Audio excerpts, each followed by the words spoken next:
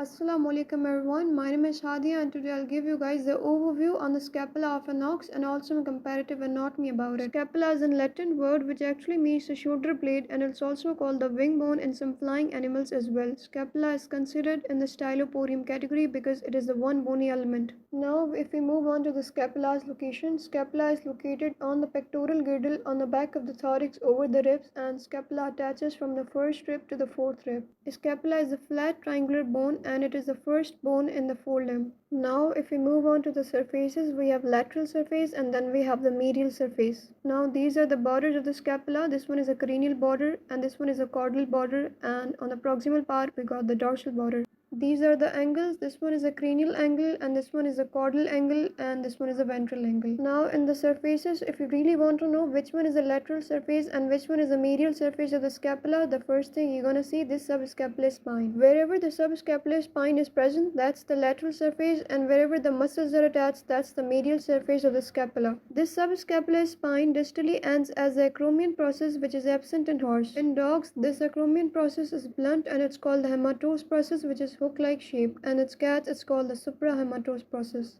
This subscapular spine divides the fossa into unequal halves. This one is the supraspinous fossa and this one is the infraspinous fossa, which is always present in front. Now if you can't figure out which one is the infraspinous fossa and which one is the supraspinous fossa, the first thing you're going to see this tuberosity. Wherever it is curved, that's the infraspinous fossa, which is always enlarged. Another one is the supraspinous fossa. Now the ratio of these two fossas in this ox scapula is 1/3, and sheep has also the 1/3 ratio, and in horse this ratio is basically 1/2, and in camel it's 1/4, and in dog and cats it's basically 1/1, and these two fossas are equally divided. This supraspinous fossa gives attachment to the supraspinatus muscles, and this infraspinatus fossa gives attachment to the infraspinatus muscles. The nutrient foramen of scapula is always present on the supraspinous fossa. Now if we move on to the borders, this one is a cranial border which is proximally convex and distally concave, and it is thinner and sharper than the caudal border, and it gives attachment to the teres major muscles.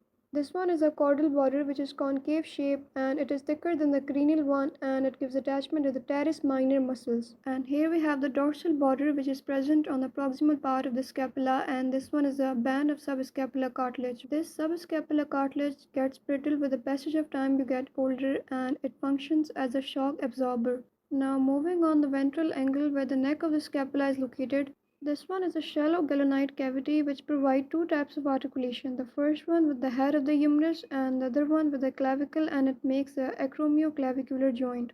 Now here we have the supraglenonite tubercle, which is also called the greater tubercle, and this one is the infraglenonite tubercle, which is also called the lesser tubercle. These two tubercles are separated by a coracoid process, which you can see at the medial part where the coracobrachial muscles are present. Now let's move on to the medial surface. Here we have the subscapular fossa, which is deeper in horse, but in the ox scapula you can see it's shallow and it gives an insertion to the subscapular muscles. And then we got the serrated face where the muscles are attached, but this serrated face is not that prominent in the ox scapula, but it is more prominently present in horse scapula. Also, this serrated face cranially gives attachment to the serratus cervicis muscles, and caudally it gives attachment to the serratus thoracis muscles. Now I'll give you guys the overview on the muscles attachment, and there are total 11 muscles that are attached to the scapula. This one is a cranial border which gives attachment to the teres major muscles, and this one is a caudal border which gives attachment to the teres minor muscles. This infraspinous fossa gives attachment to the infraspinatus muscles, and this one is a supraspinatus fossa which gives attachment to the supraspinatus muscles.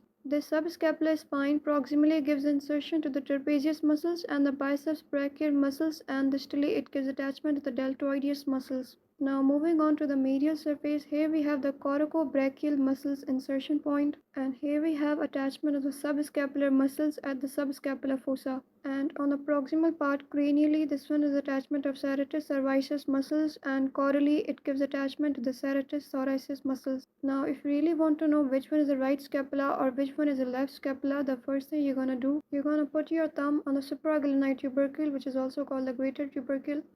And if the palm of your right hand is facing the scapula medially, then that's the right scapula, and the scapula I'm holding right now is the right scapula.